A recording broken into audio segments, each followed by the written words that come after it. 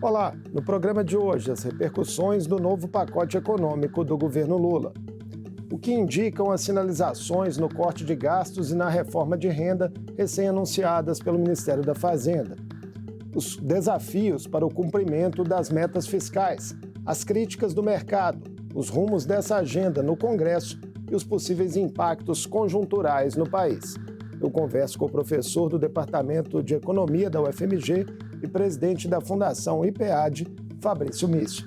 Bem-vindo mais uma vez ao Mundo Político, Fabrício. Um prazer recebê-lo.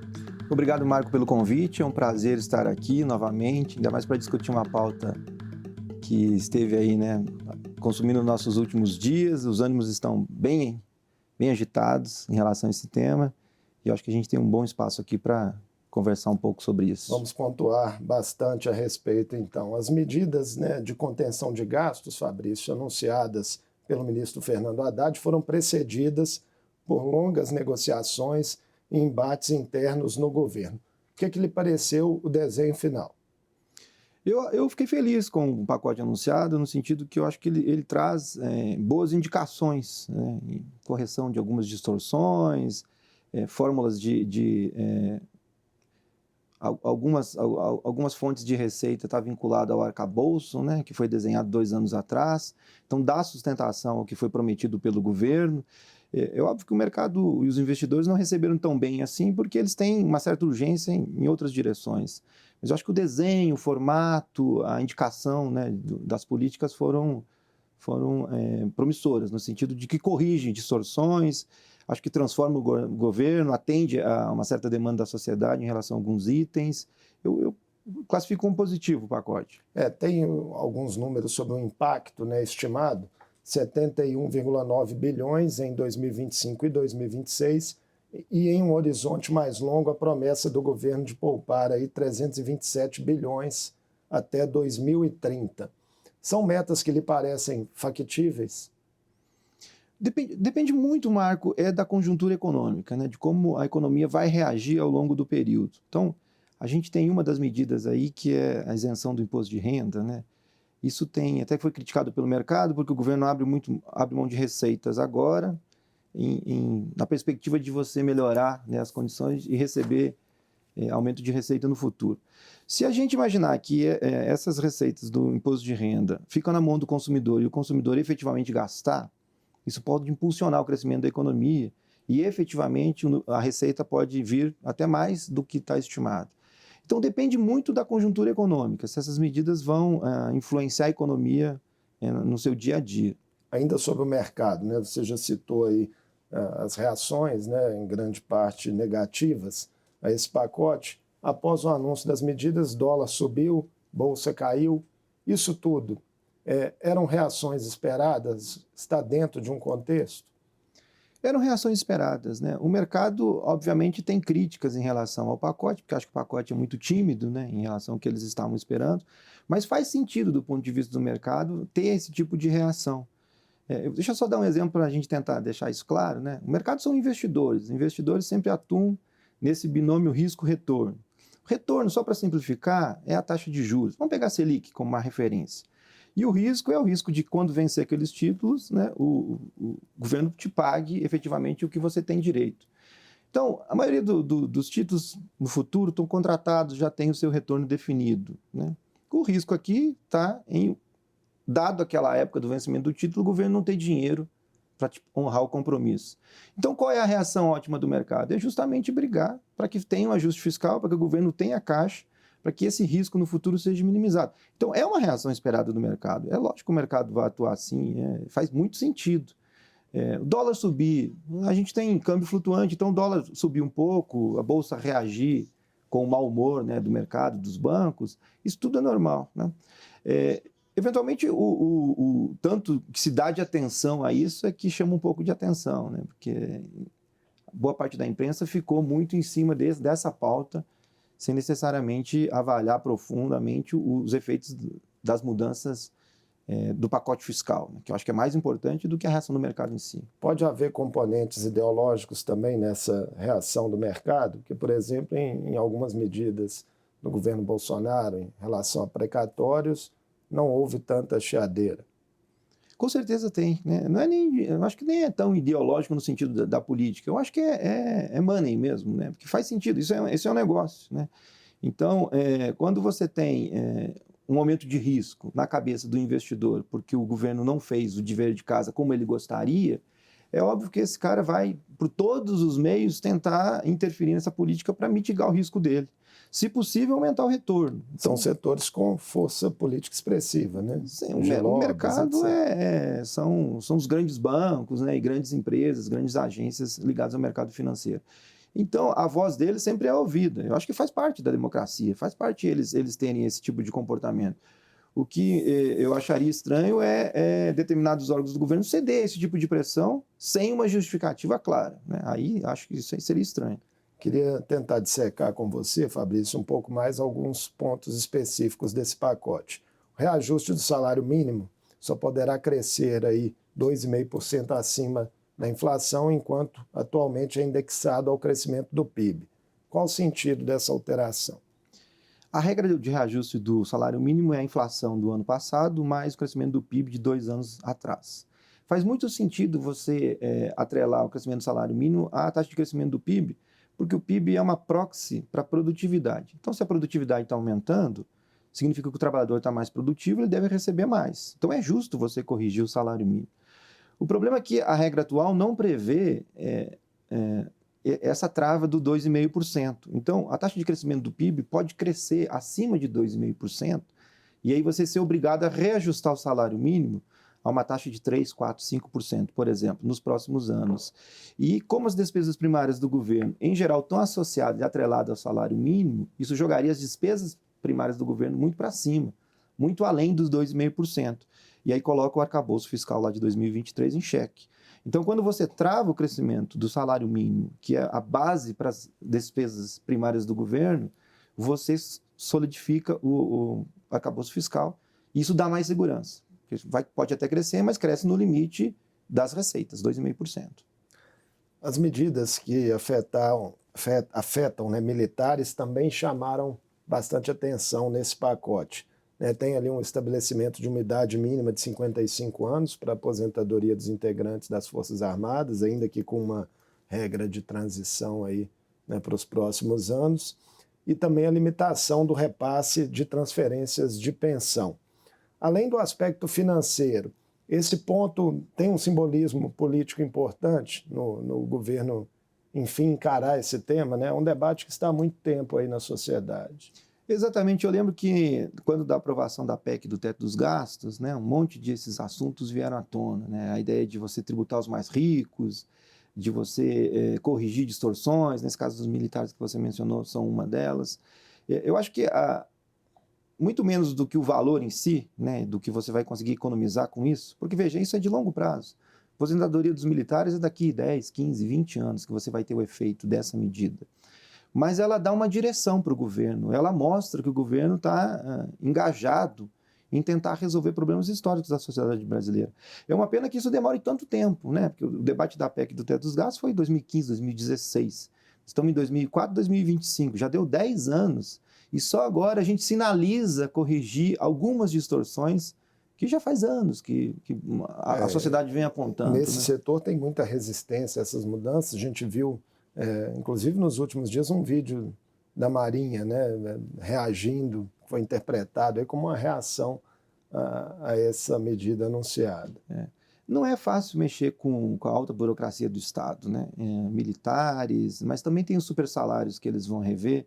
É muito complicado, que são coisas dos direitos adquiridos e outras tantas coisas, e o lobby político e a influência política. É muito difícil. Por isso que eu estou otimista com o pacote. Eu acho que ele dá o direcionamento, ele mostra que o Estado brasileiro está disposto a enfrentar algumas distorções que são históricas e de corrigi-las, né? Os super salários, né, são aqueles salários pagos acima do teto federal, né, e isso acontece muitas vezes por meio de penduricalhos, né? É um vespeiro difícil de mexer também. É muito difícil porque tem lobbies bastante bem instalados, tem grupos de servidores que são muito organizados, e se você começa a mexer em algum tipo de penduricalho, eles entram em greve, por exemplo. Vamos citar aqui só para dar um exemplo. Receita Federal. Se a Receita Federal parar, a arrecadação para. Isso gera um problema gigantesco para o governo. Então, você trabalhar em algum tipo de ajuste para essa categoria de servidores é muito complicado, porque tem, né, distorções, tem consequências depois que são difíceis de administrar. Então, é exatamente isso que você mencionou. É muito complicado trabalhar em alguns segmentos. Mas que bom que o governo se propôs a fazer isso, né? Ainda que mais simbolicamente do que efetivamente, eu recebi de bom grado essas mudanças. Outro aspecto, né, importante é em relação aos benefícios fiscais. O pacote prevê que, em casos de déficit primário, fica proibida a criação, ampliação ou prorrogação desses benefícios.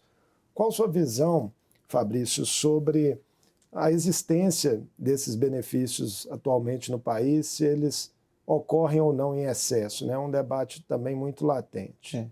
Marco, muito recentemente o governo começou a trabalhar essa coisa dos gastos tributários, que são os benefícios tributários que você mencionou, tentando jogar uma luz sobre isso, para ver exatamente para onde está indo, qual setor, qual empresa, né, para a gente ter clareza sobre isso. Houve uma divulgação, né, até estimulada pelo ministro da Fazenda, Fernando Haddad. Veja, um pouco desse teu questionamento é a falta de clareza sobre isso. A gente pegar as bases de dados sequer são organizadas para a gente conseguir trabalhar isso. Então, você pega 2002, 2023, 2024, a gente não tem clareza em relação... A gente sabe os montantes, por segmentos, por setor, isso é possível de fazer. Se eles são necessários, eu acho que sim, para alguns segmentos é importante você ter a concessão, por exemplo, do gasto. Por exemplo, esse o PERSE, que é o dos eventos. Dos eventos e da cultura. Eles foram muito afetados na pandemia. Eu acho que eles precisam ter esse tipo de estímulo para retomar a atividade, que envolve cultura e outros tantos. Acho que esse é um setor importante, né? E ele é intensivo em trabalho, porque muita gente é empregado nesse segmento. Então faz sentido a gente ter algum tipo de benefício ali. Agora, tem que ter clareza nos números para saber, e para responder a sua pergunta, se é excessivo ou não, se está sendo mal alocado ou não. Eu acho que tem que casar os gastos tributários com o objetivo do governo. O governo lançou uma ANIB, né, que é a Nova Indústria Brasil, na direção de uma transformação verde. Então, é razoável você fazer os alinhamentos das políticas. Então, talvez o gasto tributário deva estar alinhado com a ANIB, né, com aqueles setores que são mais cuidadosos com o meio ambiente. Então, a gente precisa de transparência, né? Os valores são altos, né? Os valores chegam na casa dos 400 bi. É muito dinheiro em gasto tributário, ou seja, que você deixa de arrecadar, né? Então, precisa de uma avaliação mais aprofundada. Também são setores organizados, né, com muita força no Congresso, então é possível prever reações, né? E não são só setores, são grandes empresas, né? As maiores beneficiárias são grandes empresas que têm uma articulação política e um lobby político muito bem estabelecido no Brasil. Então, de novo, é um vespeiro muito grande mexer nisso, mas precisa ser feito. A sinalização do Haddad, no sentido de dar transparência a isso, eu acho que vai nesse sentido de que vamos enfrentar os problemas que a gente tem. Vamos para a parte de renda. Se o governo propõe ali, né, isenção de imposto para quem recebe até R$5 mil, em outra ponta aumenta a cobrança para quem recebe acima de R$50 mil, configurando aí a chamada taxação dos super ricos. São pontos que atendem promessas de campanha do presidente Lula. O que essas alterações, Fabrício, sinalizam em termos de impactos econômicos e sociais? O governo está preocupado nesse momento de sinalizar que não vai ter perda de receitas. Então, ele fez um cálculo dizendo que a isenção até R$5 mil seria compensada pela tributação dos mais ricos, né? Há uma desconfiança, né, dos investidores do mercado se de fato esses números estão corretos. Uma coisa é você isentar imposto de renda agora, né, que é uma receita que você já tem, porque todo mundo sabe como é que o imposto de renda funciona, né, e tentar receber essas receitas com a taxação dos mais ricos. Taxar os mais ricos nunca é fácil, porque isso vai depender de aprovação no Congresso, e a gente sabe que esse grupo, esse segmento, 1% ou 0,01%, é muito bem articulado, né? Então, tem esse problema de ser possível de ser feito. Agora, do ponto de vista estritamente econômico, pode ser uma boa notícia, porque você está abrindo mão de uma arrecadação que incide sobre o trabalhador, em geral quem ganha pouco, e esse cara, em geral, consome toda a sua renda, porque ele não dá para poupar ganhando salário mínimo. Então, se ele vai ter uma renda extra, ele vai gastar mais. Isso pode impulsionar a economia no curto prazo, gerar maior crescimento e, com isso, maiores receitas. Se uma coisa vai compensar a outra, é uma outra história. Mas, do ponto de vista do curtíssimo prazo, pode ter um efeito importante para a economia, no sentido de crescer, né? E tem a questão ainda da desigualdade no país, né, que segue em níveis brutais. Isso, e corrigir. A ideia do governo é um pouco essa, né, de você sinalizar um combate à desigualdade, cortando supersalário, cortando penduricários e facilitando a vida do trabalhador, de quem ganha pouco.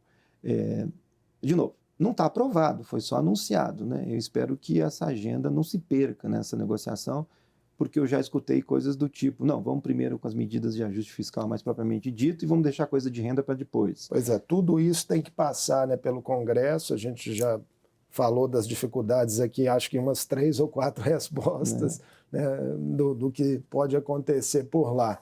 Você acha que é concreto o risco de uma desidratação grande disso que o governo propõe? Eu acho.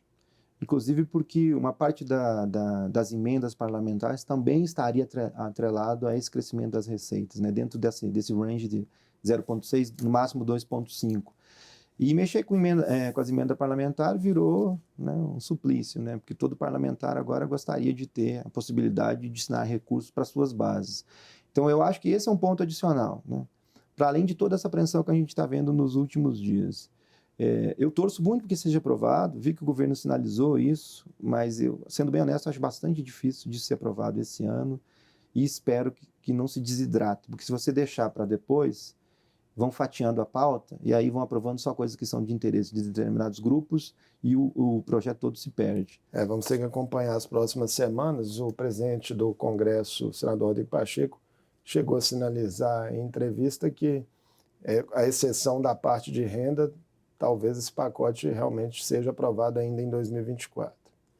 Pois é, a exceção à parte de renda é uma complicação, né? Porque tira um pouco daquela coisa dos valores que você mencionou do pacote, né? Porque se você está tirando a renda, você está aprovando só medidas que garantem receitas e atendendo interesses dos lobistas, dos investidores, né? E deixando a coisa da desigualdade, das correções históricas, dos problemas que a gente tem para um outro momento. Como eu disse, faz muito tempo que esse debate está sinalizado. Mais de 10 anos que a gente discute isso quase que diariamente. O governo sinalizou que está disposto a enfrentar isso. Deixar isso para um outro momento, eu acho que enfraquece um pouco a posição do governo atual. Você tocou na questão das emendas parlamentares, né? As emendas impositivas têm sido outro foco de tensão permanente entre executivo e legislativo. É um debate que perpassou aí praticamente todo esse ano de 2024, interferência do Supremo Tribunal Federal para tentar exigir ali maior clareza na aplicação desses recursos, transparência. É uma disputa que envolve o controle de fatias expressivas do orçamento. A margem de manobra para o governo está muito reduzida, na sua avaliação? Está, né? Sobretudo depois das eleições municipais, né? O governo tem um alinhamento, ele não é maioria, né? A maioria é composta pelo Centrão.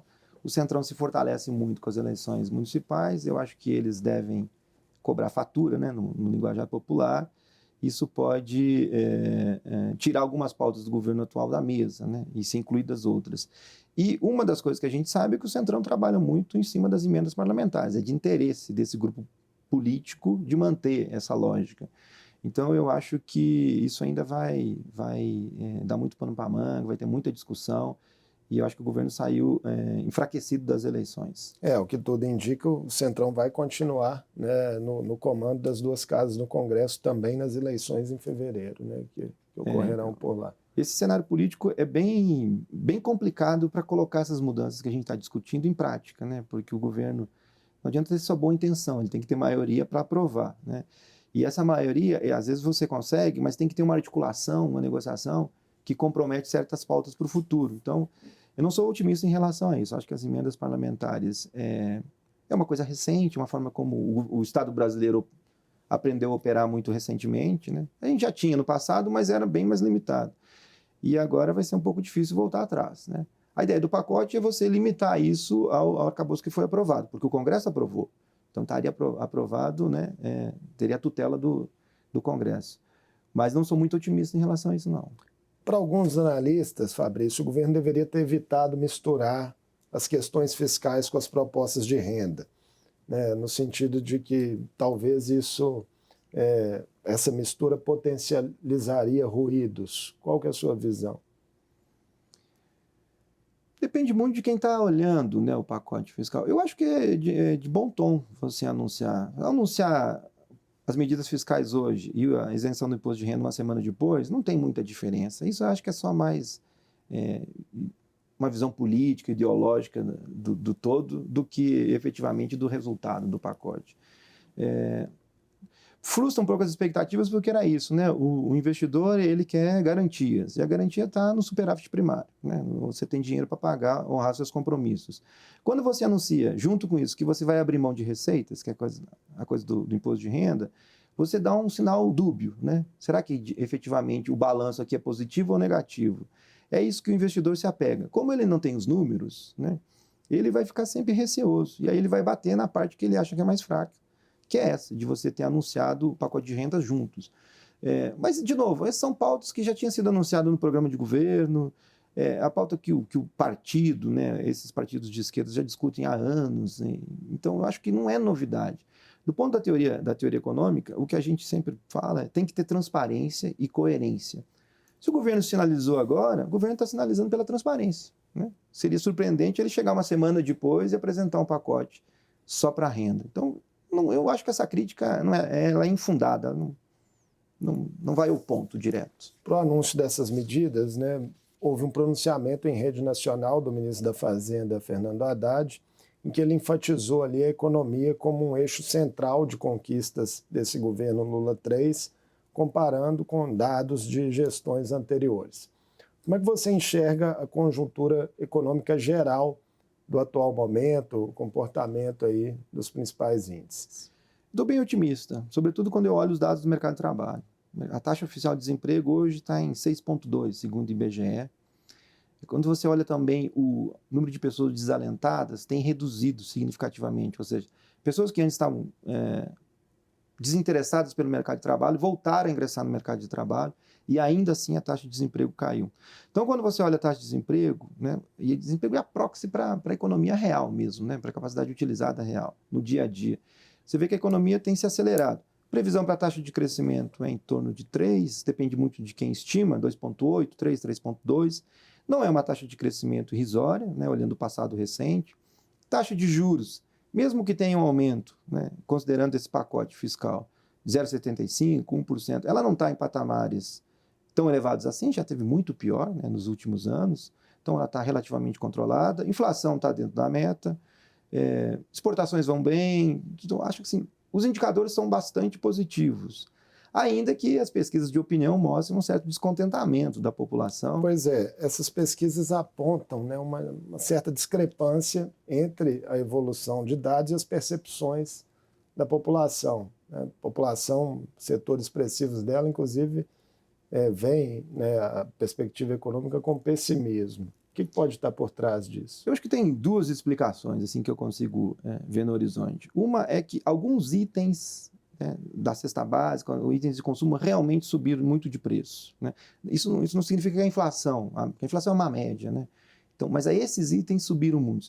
Eu cito a carne, por exemplo, que está na mesa de todo brasileiro. A carne subiu muito de preço nos últimos tempos, né?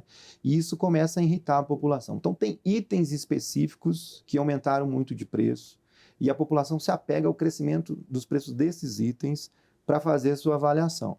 Veja, a inflação está dentro da meta, não tem risco nenhum de descontrole. Por outro lado, tem quase que um controle da narrativa, né? Que vem muito da exposição também das mídias, né?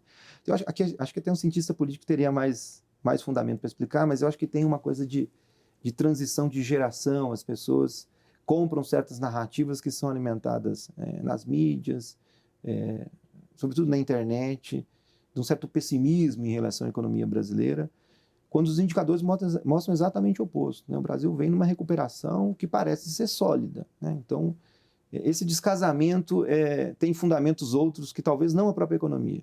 Taxa de câmbio, onde entra nisso? Taxa de câmbio ajuda um pouco a criar esse mal-estar, né? Porque a narrativa dos investidores é que a taxa de câmbio explodiu. E isso é ruim. O dólar ultrapassou R$6 nos últimos dias. Por que isso é ruim, né? Porque é verdade que tem o efeito pass-through, né? Que é a passagem do câmbio os preços. Então, uma parte do que a gente consome, e mesmo para produzir, a gente usa de insumos importados, coisas importadas. O preço dessas coisas sobe. Então, a nossa inflação vai aumentar, né? Não significa que vai aumentar nos índices propostos pelo mercado, não é isso. Mas algum repasse tem, né? E se a inflação aumenta e você tem títulos com determinadas taxas de juros já contratadas, se a inflação está aumentando, a sua remuneração real está caindo. Então, essas pessoas, esses grupos, eles estão perdendo dinheiro. Eles vão brigar em relação a isso, dizendo, olha, o dólar tem que ficar baixo para a inflação ficar baixa, porque eu tenho um certo rendimento que eu quero atingir. Eu acho que é por aí, assim, a variação da taxa de câmbio. Veja, o câmbio desvalorizar não é de todo ruim, né? Porque câmbio desvalorizar significa lucro para as empresas brasileiras que exportam, né? Esse lucro, em geral, financia investimentos.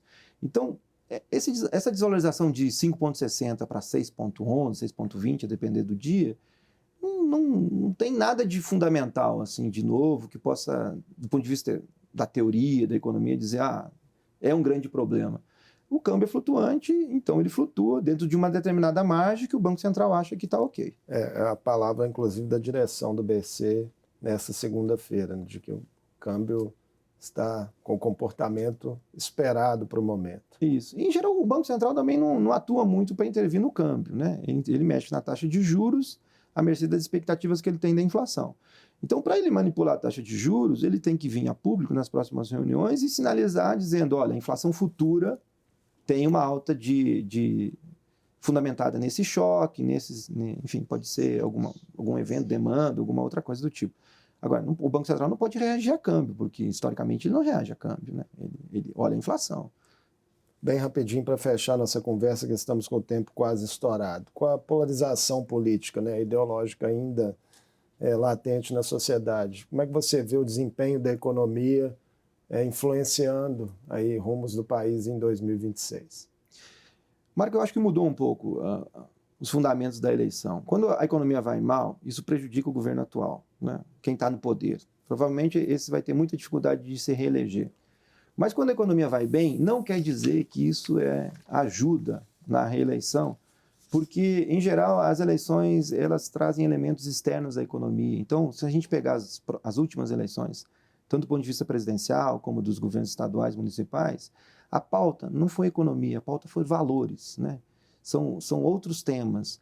Então, a economia, assim, quando a economia está ruim, isso prejudica muito o governo atual, mas quando a economia está boa, ela não favorece tanto quanto a gente imagina, porque aí a oposição sempre puxa cartas novas, que são debates sobre valores e temas que já são requentados na economia brasileira há décadas, né? Muito obrigado por mais essa conversa conosco aqui no Mundo Político, Fabrício. Eu que agradeço, fico muito feliz. Conversei com Fabrício Mício, professor do Departamento de Economia da UFMG e presidente da Fundação IPEAD. Falamos sobre o desenho do corte de gastos e da reforma de renda que o governo Lula pretende implementar no próximo biênio e os possíveis impactos econômicos e sociais das medidas. O Mundo Político fica por aqui. Obrigado por nos acompanhar e até o próximo programa.